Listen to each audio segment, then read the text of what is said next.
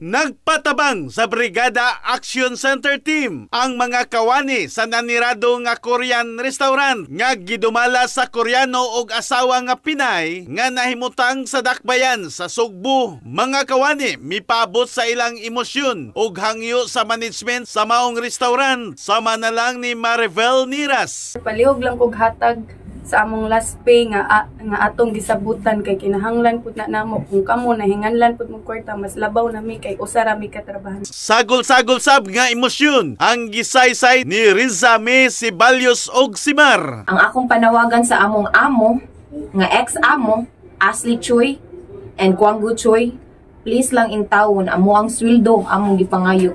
May unta karong simanaha or sunod ugma ba makahatag na ninyo? Kay lisod kay amo ang sitwasyon karon, labi na daghan kay mig panginahanglon. Labi na sa mga anak, sa mga pang-adlaw-adlaw, sa mga boarding house, ug usa pa sad ang amo ang kanang kinahanglanon nga pagkaon.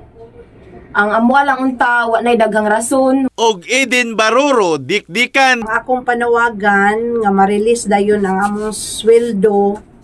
Kinahanglan gyud dayon ako kay